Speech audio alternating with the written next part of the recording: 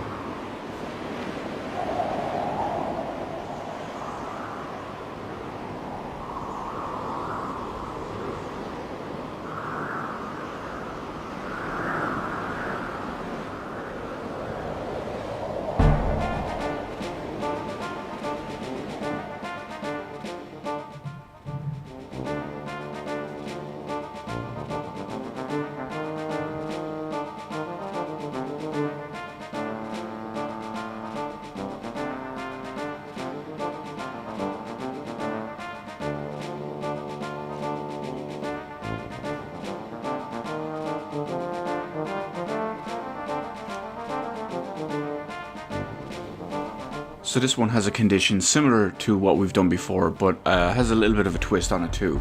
We have to defend something for a certain amount of turns. In this case, it's our little towers.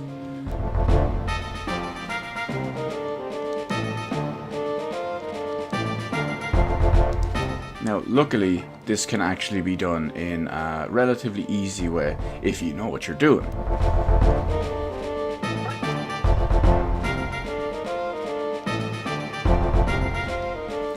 And thankfully I do.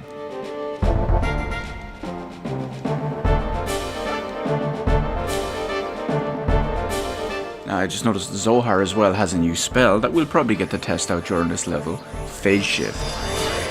But the big thing about this particular level and the strategy I'm using to make this very easy is it requires at least one tower to survive for all these turns. Now all these enemies are direct attack enemies, so they have to be in the adjacent square of what they're attacking. If you barricade, we'll say, one of these towers, like we've done here, they have no way to get to the tower unless I move one of my characters, or if they manage to kill one of my characters.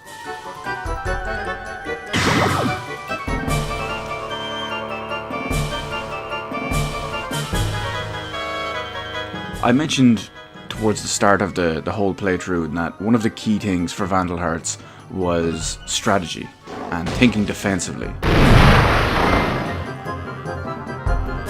This is a perfect example of that.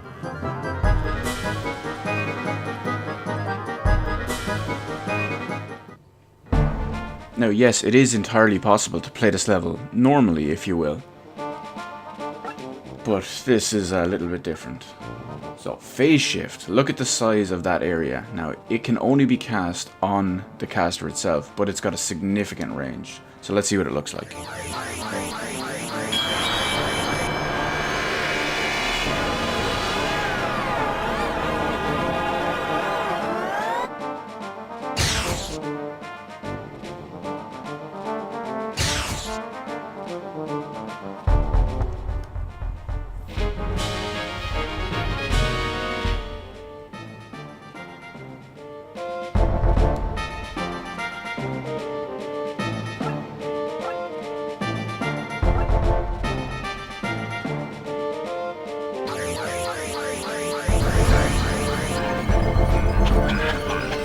As usual, we want to eke out as much XP as possible from Sarah. Of course, I said that after I forgot to do that during the first turn.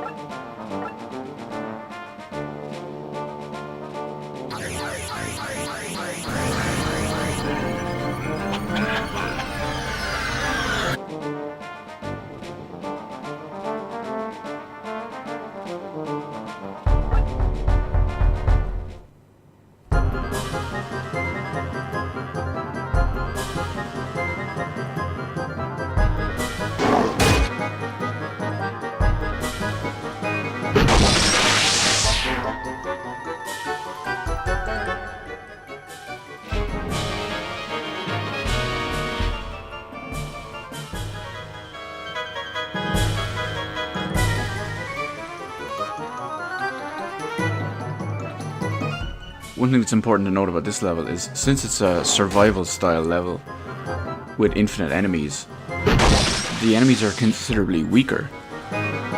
They're level 10 versus us, which are around... See, this one is even lower level. Versus us, which are usually up in the mid-teens. I believe everyone except for Sarah is 15, where she's 16.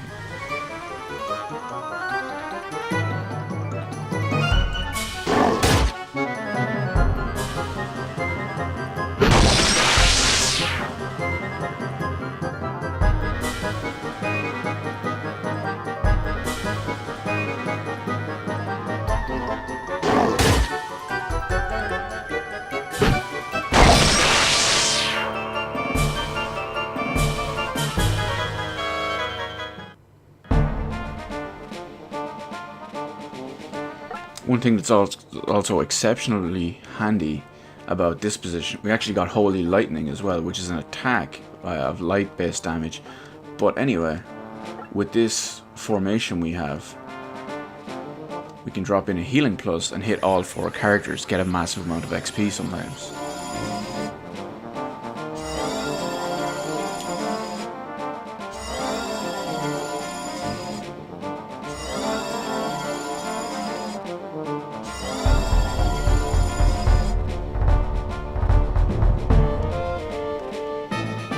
Of course, that was not the perfect example of it.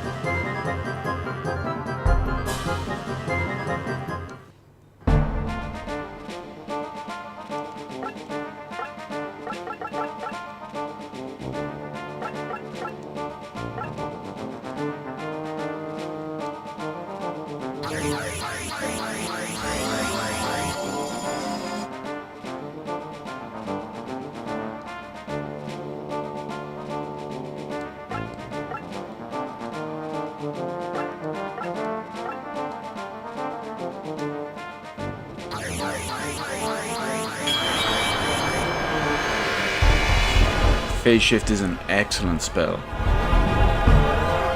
You can do a serious amount of damage to a significant number of enemies.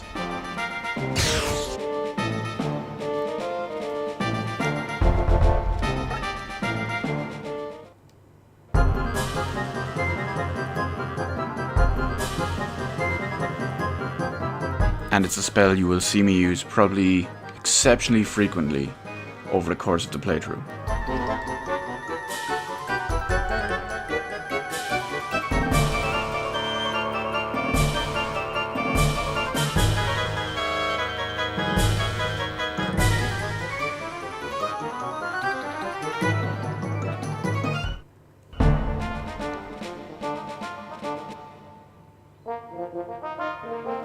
And there we have it, defended just like that.